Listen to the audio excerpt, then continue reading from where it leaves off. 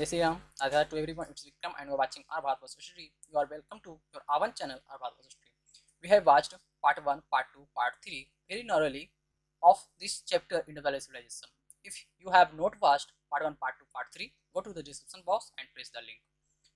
So, in this lecture, we will discuss rest 4 topics: religious practices, art, Harappan script, and Indus culture. So, let us start this video.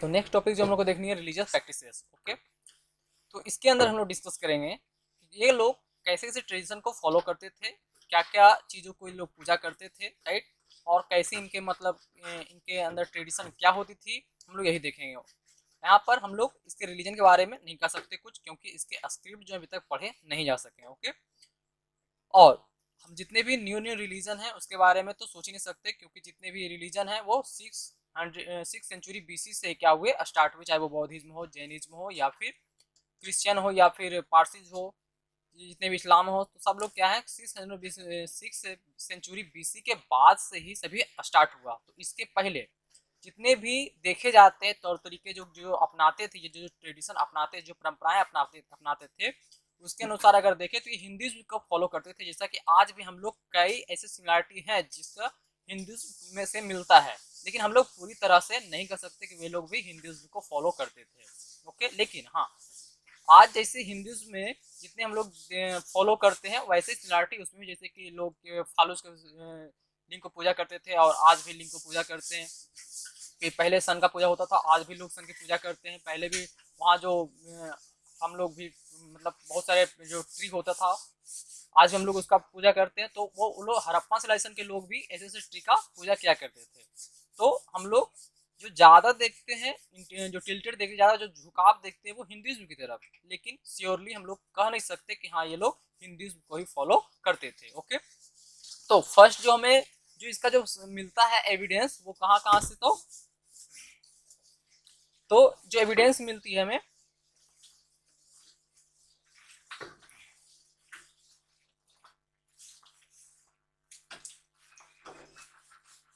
जो evidence मिलती है हमें वो seal से मिलती है। Okay, ज्यादातर सील से मिलती है, और भी कई स्टोन के स्कल्पचर मिलते हैं जिसे हम लोग कह सकते हैं कौन कौन से जो कि परंपरा को फॉलो करते थे। तो सबसे पहला जो सील मिला है, तो उस पर क्या है कि डेटी एक देवता है जो क्या है, जो कि 3 हॉर्न है। ओके, उनके पास क्या है 3 सिंह है, और वो एक योगी के पोजीशन में क्या है वो बैठे हुए हैं, योगी के मुद्रा में वो बैठे हुए हैं। ओके, और ये जो गॉड है वो एनिमल से, एलिफेंट, टाइगर, एनोसेरस और ये सब जो क्या है, ये सब से क्या है वो घिरे हुए हैं। ओके, उसके आसपास में क्या है जो है कि एनिमल्स देखने को मिलते हैं। ओके, और बफेलो देखने को मिलते हैं, और उसके जो पैर के नीचे हैं डियर देखने को मिलते हैं। हालांकि वो कई कई बुक में ये भी लिखा जाता है, आप यहाँ पर देख सकते हैं, कई बुक में ये भी लिखते हैं कि ये लोग जो है वो क्या है रहना है, लेकिन कई कई जगह रहना है, लेकिन कई कई जगह पे हम लोग इसे डियर के रूप में भी देखते हैं। ओके, ये डियर है। ओके, तो आप देखें यहाँ 3 हॉर्न, 1 2 और 3 हॉर्न गॉड इसे बोला जाता है, और जो कि एक योगी के पोस्चर में, एक योगिक पोजीशन में, एक योगिक मुद्रा में क्या ये बैठे हुए हैं। तो इसे जो ज्यादातर जो देखा जाता है वो आज हम लोग कौन सा गॉड के रूप में देखते हैं, इसे पशुपतिनाथ। ओके, मतलब कह सकते हैं हम लोग Pashupatinath form of Shiva. Okay, तो लॉर्ड हम लोग शिवा के रूप में देख सकते हैं, इसे गॉड शिवा के रूप में हम लोग देख सकते हैं। ओके, तो पशुपति महादेव के रूप में हम इसे गॉड को जानते हैं। ओके, जैसा कि हम लोग अगर देखें तो, लेकिन ये श्योरली नहीं कह सकता, क्योंकि ऐसे 3 हॉर्न वाले जो गॉड हैं वो अदर सिविलाइजेशन जो भी एग्जिस्ट करती थी उस टाइम वहां भी देखा गया है, ऐसा कि ऐसा जो है कि गॉड मिले हैं। ओके, तो हम लोग श्योरली नहीं कह सकते कि हाँ ये हिंदुइज्म को ही फॉलो करते थे, लेकिन जो ज्यादा झुकाव मिलती है वो पशुपति महादेव के रूप में, जैसा कि आज भी हम लोग शिव के रूप में क्या पूजा करते हैं, तो ठीक वैसे ही उस टाइम भी लोग करते होंगे, ऐसा हम लोग का मानना है। ओके, ऐसा हिस्टोरियंस का भी मानना है। ओके, और इसके अलावा बहुत सारे फालूस का जो कि स्कल्पचर मिले हैं, और फीमेल सेक्स ऑर्गन्स का भी जो कि बहुत सारे मिले हैं, स्टोन का स्कल्पचर मिले हैं, जिससे कि हम लोग कह सकते हैं कि ये लोग उसका पूजा करते थे। जैसे कि आज हम लोग शिवलिंग के रूप में पूजा करते हैं फालूस को, लेकिन फीमेल सेक्स ऑर्गन्स को हम लोग पूजा नहीं करते। ओके, लेकिन उस टाइम फीमेल सेक्स ऑर्गन का भी पूजा किया जाता होगा, जैसा कि आज हम लोग फॉलो इसका नहीं करते। आज हम लोग इसका पूजा हम लोग नहीं करते हैं, लेकिन आज हम लोग जो है कि आजकल के टाइम में ये शिवलिंग के रूप में पूजा हम लोग करते हैं, तो वो लोग भी फालूस का पूजा किया करते थे, लिंग का पूजा किया करते थे as a symbol of Shiva. Okay, और ये लोग जितने भी थे वो किसके रूप में, वो पूजा के रूप में ही इस्तेमाल किया करते थे ये सब चीजों को। ओके, और इसके अलावे ये लोग जो थे वो ट्री का ही पूजा करते थे, जैसा कि आज हम लोग करते हैं। सबसे जो हम लोग ज्यादा आज महत्व देते हैं वो पीपल ट्री को, राइट, पीपल ट्री को हम लोग ज्यादा महत्व देते हैं। तो वो लोग के पास भी जो एक सील मिली है, as you can see in the image, so you are looking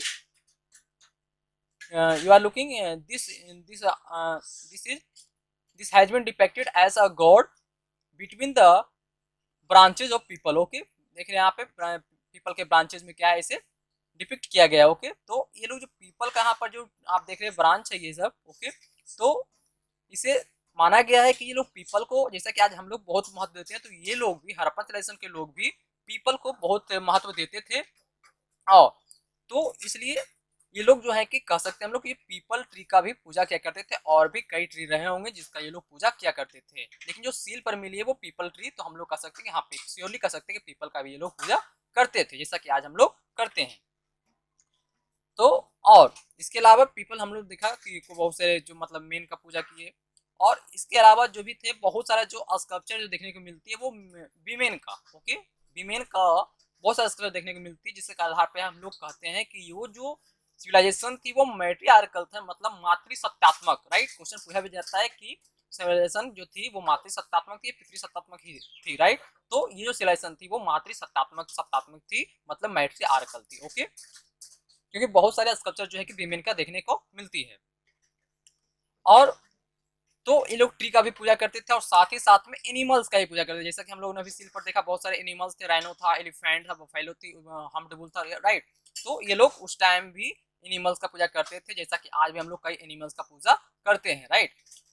तो जो सबसे जो इम्पोर्टेंट माना जाता है उस एनिमल्स में, तो कौन सा है, तो वन हॉर्न एनिमल है, जिसे हम लोग यूनिकॉर्न बोले, या फिर राइनोसोरस भी हम लोग उससे पहचान कर सकते हैं उसे। ओके, तो इसके उसका पूजा क्या करते थे। और सबसे जो इम्पोर्टेंट था, एक इम्पोर्टेंट में से एक जो थी वो हम्प्ड बुल थी, कुबड़ वाला सांड। कुबड़ वाला सांड का भी पूजा उस टाइम किया जाता था, जैसा कि हम लोग उसे मानते हैं वो नंदी के रूप में, आज भी हम लोग उसे पूजा करते हैं। तो उस टाइम भी हम्प्ड बुल उन लोग के लिए फेवरेट था, राइट। और आज भी हम लोग हम्प्ड बुल अगर कहीं से गुजर रहा होता है, कौन सा कहीं से गुजर रहा तो उसे रास्ता दे देते हैं, राइट ना, तो हम लोग उसे परेशान करते। तो इस टाइप से वो लोग भी हम्प्ड बुल का पूजा किया करते थे। और लेकिन इतना सब कुछ देखने के बावजूद भी हम लोग श्योरली कुछ नहीं कह सकते, इनके रिलीजियस बिलीफ के बारे में हम लोग कुछ कह नहीं सकते, क्योंकि अभी तक इनका जो स्क्रिप्ट है, जो लिपि है, वो हम लोग पढ़ नहीं पाए हैं, हम लोग पढ़ नहीं सके हैं, इसलिए इसके स्क्रिप्ट के बारे में हम लोग कुछ कह नहीं सकते हैं अभी तक। ओके, ऐसा आर एस शर्मा के अकॉर्डिंग हम लोग देख रहे हैं तो। ओके, लेकिन बहुत सारे, लेकिन ज्यादा जो झुकाव मिलती है वो हिंदुइज्म की तरफ, इतना ज्यादा जो झुकाव मिलती है हिंदू की तरफ, क्योंकि यही एक जो एक रिलीजन है जो कि बहुत ही पुराना है, जो ओल्ड है, जैसे कि और भी बुक में लिखा गया है। ओके, जो क्या है, यही एक रिलीजन जो बहुत ही पुराना है। ओके, तो हम लोग कह सकते हैं कि ज्यादा झुकाव मिलती है वो हिंदुइज्म की तरफ।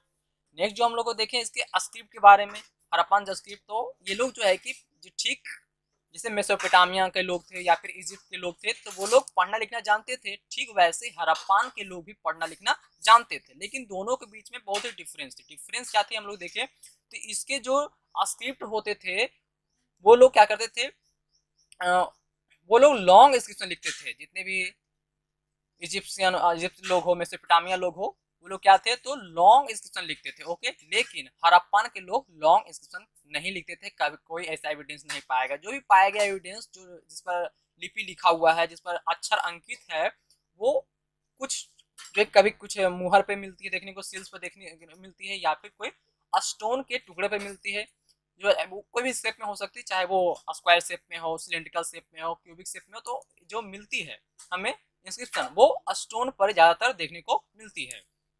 तो ये लोग लॉन्ग इंस्क्रिप्शन का यूज नहीं करते थे, लंबे लंबे सेंटेंसेस को नहीं लिखते थे। और जो टोटल अभी तक जो मिली है, टोटल 4000 स्पेसिमेंस मिली है, टोटल 4000 नमूना मिली है, स्टोन सील मिली है, जिस पर की स्क्रिप्ट इसका अंकित है। ओके, और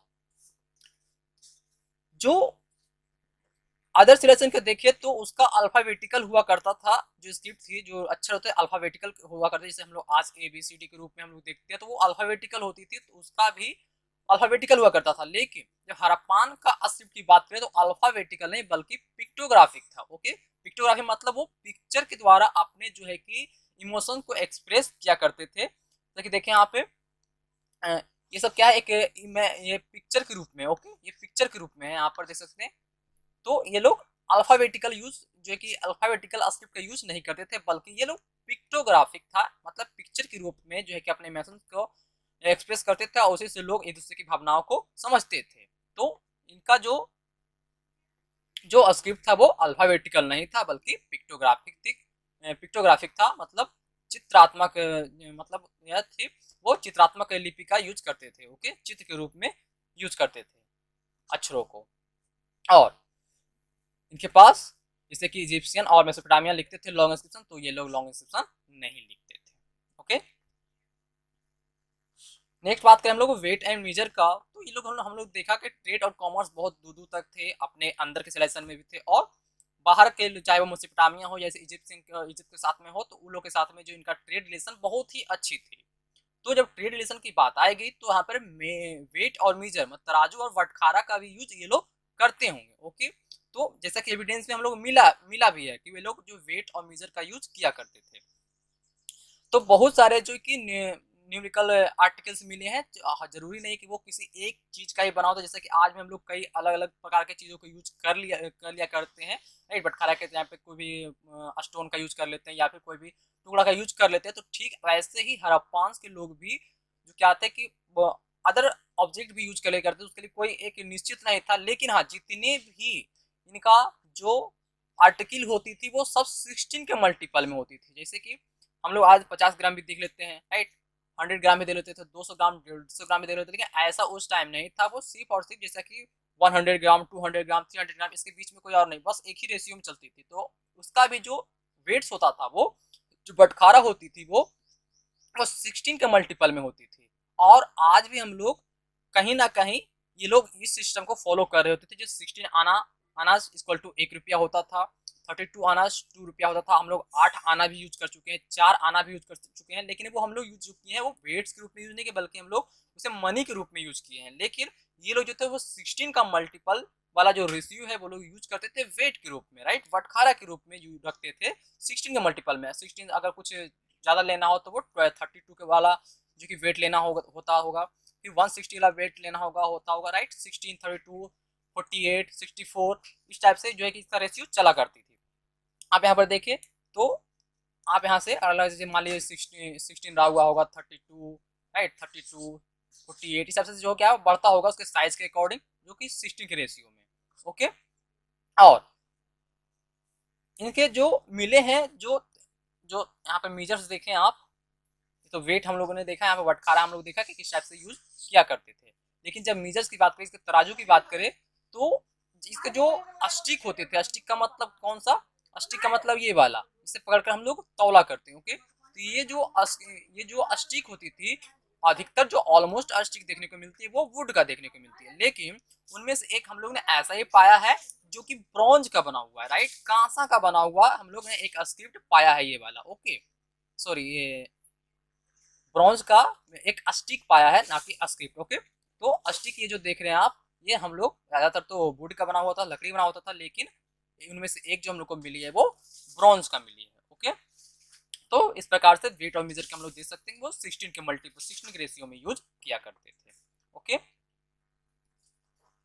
नेक्स्ट हम लोग बात करें आर्ट, क्या ये लोग आर्ट जानते थे, आर्ट में जानते थे, तो कैसे कैसे चीजों को ये लोग बनाते थे। तो इसका आर्ट को हम लोग देखना होगा, तो जो जितने भी सील्स मिले हैं उससे हम लोग देख सकते हैं, या फिर इसके अलावा जितने टेराकोटा मिली है, या फिर कोई फिगर जो मिला है, या फिर स्कल्पचर जितने मिले हैं, जैसे टॉयज वगैरह बनाते हैं, तो उससे हम लोग इसके आर्ट को पता कर सकते हैं। ओके, तो पहला हम लोग देखिए इसका पोट्री, राइट, पोट्री पे जो इसका मिला है उसका जो स्ट्रक्चर होता था बहुत ही अच्छी होती थी, बहुत ही उससे ज्यादा देखने को मिलती, ज्यादा ये लोग आर्ट में ज्यादा ही मतलब निपुण थे, लोग अच्छे आर्ट किया करते थे। ओके, तो पॉटर्स व्हील की बात करें तो पॉटर्स व्हील जो था बहुत ज्यादा मात्रा में यूज होता था, क्योंकि बहुत सारे जो है कि उनके पास देखने को मिली पॉटर व्हील, कुम्हार का चाक, जिस पर कुम्हार लोग क्या करते हैं घड़े वगैरह बर्तन वगैरह बनाया करते, तो वो लोग ज्यादा जो है कि हड़प्पा सिविलाइजेशन के अंदर मिलती है और ये लोग एक्सपर्ट थे इसे इसका यूज करने में, व्हील को यूज करने में, पॉटर्स व्हील को यूज करने में बहुत ही एक्सपर्ट, इनमें एक्सपर्टाइज इन्हें हासिल थी। ओके, बहुत ही एक्सपर्ट थे ये लोग। तो ये लोग बहुत सारे पॉट का भी और अनेकों प्रकार के बर्तन का यूज किया करते थे, बनाया करते थे इस पॉटर व्हील से मदद से।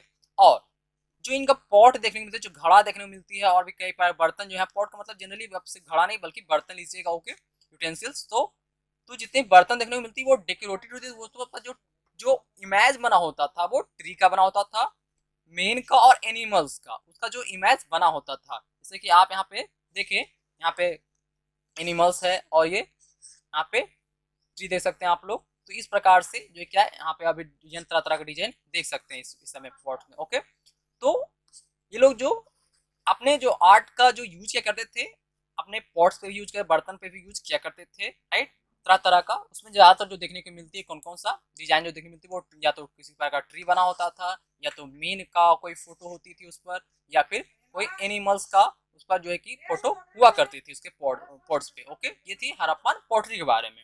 नेक्स्ट हम लोग बात करें इसका सील्स और सीलिंग जो मिली है, राइट, जो भी उसका मुहर मिला है, तो मुहर पे भी अच्छी अच्छी तरह के जो है कि आर्ट देखने को मिलती है। ओके, जैसे कि हम लोग देखा उस पर कई तरह के जो एनिमल्स हुआ, एनिमल्स हैं, तो कई तरह का जो है कि एक गॉड हम लोग देखे, 3 हॉर्न गॉड थे। तो इस प्रकार जो कि आर्ट अपने सील्स पर भी दर्शाया करते थे।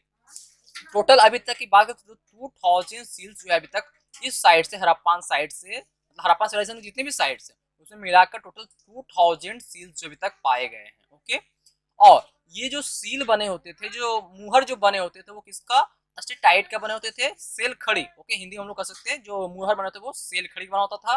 और फेंस, फेंस का मतलब क्या यहाँ पर चिकनी मिट्टी, राइट, चिकनी मिट्टी का आज भी हम लोग यूज करते हैं। तो फेंस का मतलब चिकनी मिट्टी या फिर सेल खड़ी का ये लोग ज्यादा यूज करते थे, किसके लिए, मुहर बनाने के लिए, सील को बनाने के लिए। और जो सील्स था वो किसका उपयोग किस रूप में होता था, तो ये अथॉरिटी दर्शाता था, अपना जितने भी अपने अधिकार को दर्शाया करते थे वो सील्स को दर्शाया, सील्स के माध्यम से। या दूसरा जो सिंबल होता था कि हम किस सिविलाइजेशन के हैं, हम लोग कहाँ से एग्जिस्ट करते हैं, राइट, हम लोग कहाँ के रहने वाले हैं, वो सील्स की मदद से भी पता चलता होगा। तो सील्स का यूज जो दो तरह से किया जाता था, एक तो सिंबल्स ऑफ अथॉरिटी के रूप में, दूसरा अपने आइडेंटिफिकेशन के रूप में कि हम लोग कहाँ से बिलोंग करते हैं। ओके, और दूसरा अथॉरिटी के रूप में, जैसे कि ये मान लीजिए प्रॉपर्टी मेरा है, तो प्रॉपर्टी पे एक कोई ऐसा जो है कि स्टैम्प को करके दिया जाता होगा कि हाँ ये अथॉरिटी जो है तुम्हारा है। ओके, तो इस प्रकार का सील्स का यूज किया जाता था।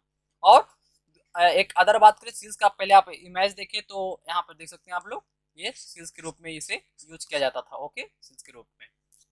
और कई सील्स ऐसे मिले हैं जिसे आप यहाँ पर देखिए, ये सील्स जो कि एमुलेट के रूप में यूज करते थे, ताबीज के रूप में यूज करते थे। ओके, ताबीज के रूप में यूज करते थे सील को भी, राइट। तो इस टाइप से आप देख सकते हैं इस शक्ल में, जो कि गला में पहनने लायक हो, गला में लोग पहना करते थे एमुलेट ताबीज के रूप में।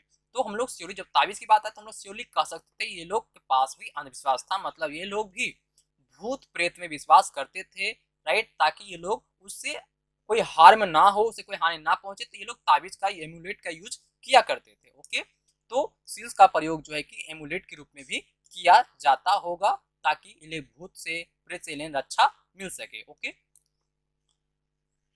नेक्स्ट हमारा टेराकोटा फिगर में देखना है आर्ट के अंदर ही हम लोग। तो टेराकोटा फिगर में देखें तो सबसे पहला जो एक मिला है, एक बहुत ही अच्छे जो कि एक स्कल्पचर मिली है, एक टेराकोटा मिली है, तो उसमें कौन, जो ब्रोंज का बना हुआ, किसका, ब्रोंज का बना हुआ है।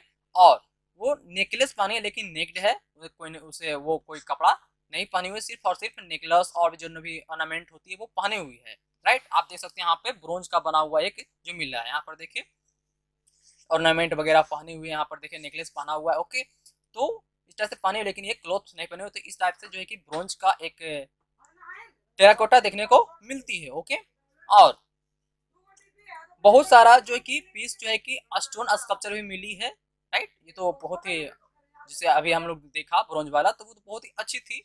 लेकिन और इसके अलावा जो भी टूटी फूटी के रूप में, जो भी स्पेसिमेन के रूप में, नमूना के रूप में जो मिला है, बहुत सारा मिला है, स्टोन का बना हुआ कुछ मिला है, राइट। तो आप इसे भी देख लें इस टाइप से, ये स्टोन का या फिर ये टाइट का भी बना हुआ है, लेकिन स्टोन और भी इसे देख सकते हैं यहाँ पे, राइट। तो स्टोन और या फिर स्टेटाइट का बना, लेकिन ज्यादातर जो मिली है वो स्टोन का मिला है। यहाँ पर देख सकते हैं जो भी टॉयज वगैरह है। ओके, और यहाँ पर आपने देखा ये टेराकोटा वगैरह, यहाँ पर देख सकते हैं कैसे कैसे ये लोग जो है कि उस टाइम आज से 5000 years ago, about 5000 years ago भी ये लोग बनाया करते थे। ओके,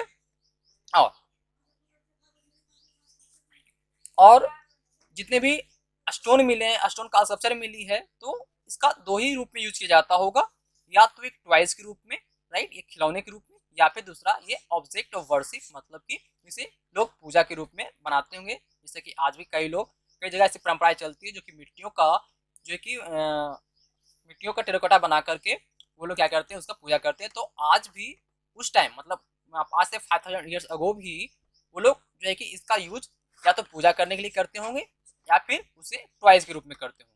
और जितने भी टॉयज मिले हैं उसमें कौन कौन सा जो है कि है, तो उसमें कुछ बर्ड्स का मूर्ति है, उसमें कुछ डॉग्स हैं, कुछ सीप है, कुछ कैटल है, कुछ मंकी है, और भी कई प्रकार के एनिमल्स हैं जिसका कि टेराकोटा के रूप में, मूर्ति के रूप में जो कि बनाया गया है। ओके,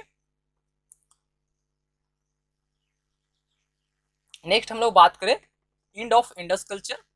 इस कल्चर का, इस सिविलाइजेशन का अंत कैसे हुआ, इस सिविलाइजेशन आखिर में क्या बात हुई जो कि इस सिविलाइजेशन का पूरी तरह से अंत हो गई। ओके, तो इसमें अलग अलग हिस्टोरियंस का अलग अलग अपना जो है कि मत है, अलग अलग हिस्टोरियंस का अपना अपना जो है कि राय है।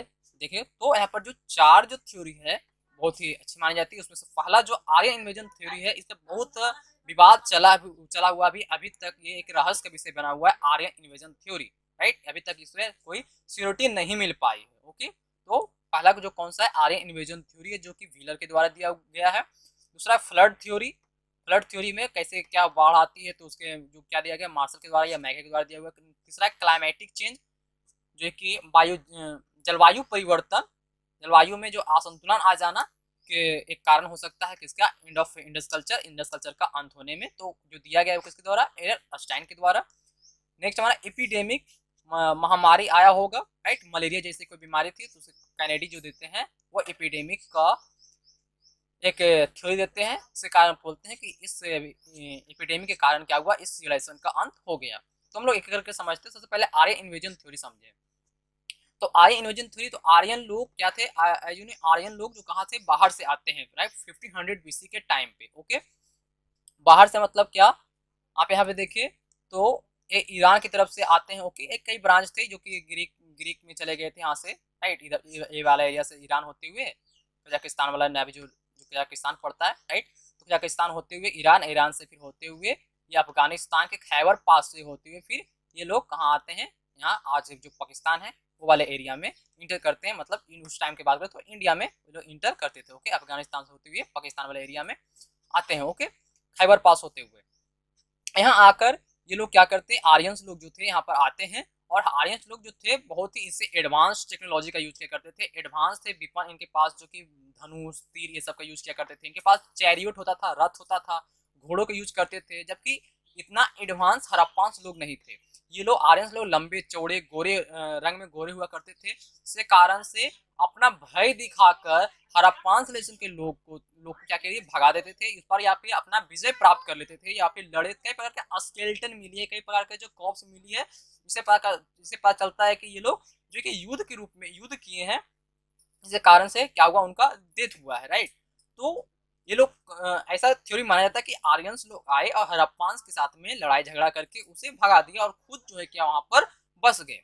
तो हम लोग आर्यंस के बारे में डिटेल से चर्चा करेंगे इसके नेक्स्ट चैप्टर में, adventure of Aryan, right. Aryan के बारे में हम लोग करेंगे, आर्यन कहाँ से आए पूरा डिटेल्स में, कि आर्यन कहाँ से आए थे, वो लोग किस किस ट्रेडिशन को फॉलो करते थे, कैसे दिखते थे, क्या कितना एडवांस थे, राइट। तो ये सब टोटल हम लोग आर्यन के बारे में हम लोग नेक्स्ट चैप्टर में जस्ट कवर करने वाले हैं, क्योंकि आर्यन के बाद से ही वो लोग ऋग्वेदा को कंपोज करते हैं। ऐसा थ्योरी जो दिया गया है, ऋग्वेदा को कंपोज करते हैं, फिर ऋग्वैदिक जो है कि पीरियड स्टार्ट होती है, फिर लेटर वैदिक स्टार्ट होती है। तो आर्यन का डिस्कशन करना बहुत ही जरूरी हो जाता है, इसलिए हम लोग आर्यन का डिस्कशन जो है कि नेक्स्ट चैप्टर में अलग से थ्योरी बना करेंगे। तो वहाँ पर सिर्फ इतना जानिए, आर्यन इन्वेजन थ्योरी मतलब आर्यंस लोग आते हैं हड़प्पा के लोग के साथ में, हड़प्पा लोग पे इन्वेट करते हैं, लेकिन कई लोग ये भी बोलते हैं वहां से माइग्रेट करके आते हैं, ना कि वो इन्वेजन के उद्देश्य से नहीं आते हैं, वो लोग आक्रमण के उद्देश्य से नहीं आते, बल्कि वो लोग अपना बसने के लिए आते हैं इधर, राइट। वो माइग्रेट करते हैं वहां से ईरान की तरफ से। ओके, तो जैसा कि थ्योरी बना हुआ है। लेकिन जब बात करें हम लोग कि हम लोग आर्यन के बारे में, तो आर्यन के बारे में हम लोग नेक्स्ट चैप्टर में बात इन्हेंगे ओके डिटेल्स में। लेकिन इतना जाने कि आर्यन लोग आए और इन्हें हटा दिए, राइट, इन्हें इन पर विजय प्राप्त कर ली और खुद यहाँ पर खुद इस सब रीजन में बस गए। ओके, यही आर्यन इन्वेजन थ्योरी जो व्हीलर के द्वारा दिया गया था। ओके, और क्यों दिया, क्योंकि आर्यंस लोग बहुत ही एडवांस्ड वेपन्स का यूज किया करते थे, राइट। धनुष तीर ये लोग जो है कि उतना नहीं थे, लोग एक्स तक ही वो सीमित थे, 100 तक हो तक, सब तक ही सीमित थे, राइट। तो लेकिन स्पीयर था इन लोग के पास में, लेकिन वो दूर से ही वार करने वाला, रथ पर यूज करके, रथ पर चढ़ करके वार करते थे। तो इस प्रकार से आर्यन जो है कि हावी होना तो स्वाभाविक दिखती है, राइट। लेकिन क्यों नहीं आर्यन को हम लोग, ये जो कई लोग ऐसे जो विदेश से मानते हैं कि बाहर से आए हैं, लेकिन कई लोग का मानना है कि ये लोग इंडिजीनियस थे, आर्यन लोग यहाँ के ही रहने वाले थे। तो जिसका डिस्कस हम लोग आर्यन के बारे में पढ़ेंगे तो वहाँ डिस्कस अच्छे से करेंगे। नेक्स्ट हमारा फ्लड थ्योरी है। ओके, फ्लड थ्योरी जो कि किसी द्वारा दिया गया, मार्शल के द्वारा दिया गया और मैके के द्वारा दिया गया। फ्लड थ्योरी, फ्लड थ्योरी आपने अगर मोहनजोदारो फिल्म देखे होंगे तो उसमें देखे होंगे कि इंडस रिवर जो थी उस पर क्या किया जाता है, एक डैम बना दिया जाता है जिससे सोना निकाला जाता है, ठीक है। तो सेम वही थ्योरी दिया जाता है, बोला जाता है मार्शल के द्वारा या फिर मैके के द्वारा, कि इस इंडस रिवर जो, जहाँ पे इंडस रिवर के बैले में तो शिफ्ट थी सिविलाइजेशन, तो इंडस रिवर पर एक डैम का निर्माण किया जाता है और वो डैम जो है कि टूट जाता है और टूट जाने के बाद जो पानी होती है पूरा जहां तहां सभी सभी और फैल जाती है और फ्लड आ जाती है। फ्लड आने के कारण जो है इस सेशन का अंत हो जाता है। ओके, नेक्स्ट बात करें हम लोग, नेक्स्ट है क्लाइमेटिक चेंज थ्योरी, ये जो दिया गया है आर एल अस्टाइन के द्वारा। ओके, या आर एल अस्टाइन के द्वारा थ्योरी दिया गया। तो जलवायु परिवर्तन में देखते हैं क्या इस थ्योरी के अंदर अंतर्गत बताया जाता है। तो जो मानसून थी, पहले जो आईटीसी जेट के, एज यू नो कि जो मानसून होती है वो high pressure to low pressure move करती है। ओके, तो आज के टाइम में जो क्या होता है, ये जो मानसून है इधर से गुजरात महाराष्ट्र कर्नाटका होते हुए क्या करती है, ये साउथ वेस्ट मानसून जो है कि मूव करती है। ओके, लेकिन पहले क्या होता होगा, आज से 5000 साल पहले की बात करें तो ये जो मानसून है आईटीसी जेड जो यहाँ पर बनती होगी, राइट, जो आईटीसी जेड यहाँ पर बनती होगी और यहाँ पर नहीं, मतलब कि इस वाला इसके और नीचे थोड़ा सा साउथ एशियन में बनती होगी। और यहाँ से क्या होती कि जो जो मानसून होती थी, राइट, ये पाकिस्तान वाला एरिया जहाँ पे इंडस्ट्रियलाइजेशन जो एग्जिस्ट करती थी उस रीजन में होते हुए ये साउथ वेस्ट मानसून मूव करती होगी। लेकिन इन कोर्स ऑफ टाइम क्या हुआ कि आईटीसी जेट जो है कि ईस्टवर्ड मूव करने लगा और ये जो मानसून जो पाकिस्तान वाले एरिया से होते हुए पास करती थी, जो अब है क्या, वो गुजरात महाराष्ट्र कर्नाटक होते हुए ये मूव करती है। ओके, तो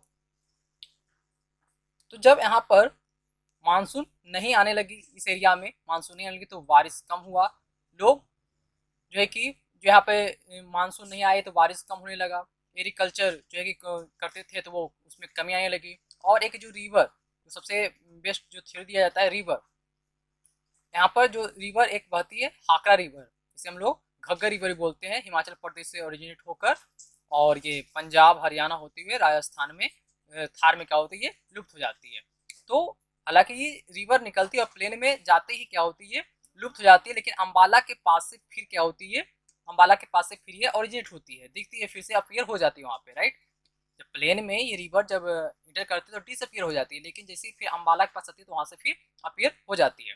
तो जब अब यहाँ से अम्बाला के पास अपीयर होती है तो इस रिवर को जो नाम दिया गया, एक नए स्ट्रीम के रूप में जब नाम दिया जाता है इसे, तो हाकरा रिवर, उसे हाकरा रिवर बोला जाता है, राइट। घग्गर को फिर हाकरा नाम दिया जाता है, मतलब घग्गर और हाकरा एक ही रिवर को बोला जाता है। और आज से जब 10,000 ईयर्स एगो, मतलब 10,000 साल पहले की बात करें तो इस रिवर को, जैसे कि एक रिवर जैसे कि आप जानते होंगे यहाँ पर से इंडस वैली सिविलाइजेशन जो क्या करती है यहाँ पर आती है, सॉरी ये इंडस रिवर यहाँ पे फ्लो करती है। ओके, और एक रिवर सतलुज रिवर जो है चिनाब से होती हुई फिर चिनाब में मिलने के बाद कहाँ से इंडस रिवर में मिल जाती है। तो आज से 10,000 ईयर्स अगो ये जो रिवर थी सतलज, पहले इंडस रिवर में ना मिल करके ये रिवर हाकरा रिवर में ही क्या करती थी, मिल जाती थी, जिस कारण से इसका बहाव काफी तेज हुआ करती थी। और इस रिवर को उस टाइम सरस्वती रिवर बोला जाता था। सरस्वती रिवर का डिस्कस हम लोग ज्योग्राफी के ड्रेनेज सिस्टम में बहुत ही डिटेल्स में करेंगे। ओके, तो इस रिवर सरस्वती रिवर बोला जाता है, लेकिन आज भी ये रहस्य का विषय है कि सरस्वती रिवर के बारे में आज भी सही सही अनुमान नहीं लगाया पाया जा रहा है। ओके, क्यों? क्योंकि कई लोग इसे रिवर को जो है कि सरस्वती रिवर बोलते हैं, और कई बताते हैं कि नहीं ये सरस्वती रिवर नहीं है। ओके, हिस्टोरियन का मानना है सरस्वती रिवर नहीं थी, लेकिन कई लोग देखे तो सरस्वती रिवर यही थी। ओके, जिसका डिस्कस हम लोग ड्रेनेज सिस्टम के ज्योग्राफी में अच्छे से करेंगे। तो जब यहाँ पे मानसून आना बंद हो गई तो इस रिवर में क्या हुआ, पानी का जो सोर्स था वो पानी नहीं मिल रही थी। सिर्फ और मानसून आता था, कुछ हल्का फल्का बारिश होती थी तो इस रिवर में क्या होती थी, पानी आती थी। ओके, क्योंकि जो सिविलाइजेशन थी आगे की ओर बढ़ चुकी थी। ओके, ये सिविलाइजेशन आगे की ओर बढ़ चुकी थी, इधर मानसून खत्म होने के कारण सिविलाइजेशन आगे की ओर बढ़ रही थी। धीरे धीरे अब इसमें भी पानी क्या हुआ, कम होने लगा। तो यहाँ पे एग्रीकल्चर क्या होगी, खत्म। इसमें भी एग्रीकल्चर का जो ये सब में एग्रीकल्चर करना संभव ना हो सका। ओके, और धीरे धीरे ये सिविलाइजेशन क्या हो गई, डिक्लाइन होते होते हुए ये खत्म हो गई। ऐसा थ्योरी जो है कि क्लाइमेटिक चेंज के अंदर दिया जाता है आइंस्टाइन के द्वारा।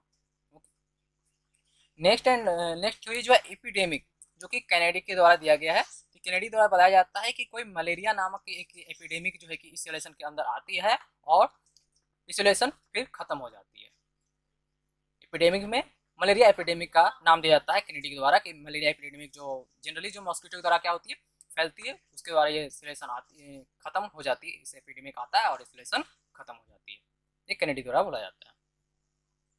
तो इस प्रकार से हम लोग इस चैप्टर को खत्म कर लिए। अब नेक्स्ट चैप्टर में हम लोग आर्यंस के बारे में हम लोग पढ़ेंगे। एडवेंचर ऑफ आर्यन, आर्यन कहाँ से आए, कैसे होते हुए आए, कितने ब्रांच से आए, कब कब आए, राइट, और पूरी तरह से कब कवरेज बना लिए, फिर कैसे कैसे आगे की ओर बढ़े, हम लोग इस बारे में डिस्कस करेंगे। उसके नेचर के बारे में, उसके ट्रेडिशन के बारे में हम लोग पहले डिस्कस करेंगे बहुत अच्छे तरीके से। तो मिलते हैं हम लोग नेक्स्ट वीडियो में। Thank you for watching this.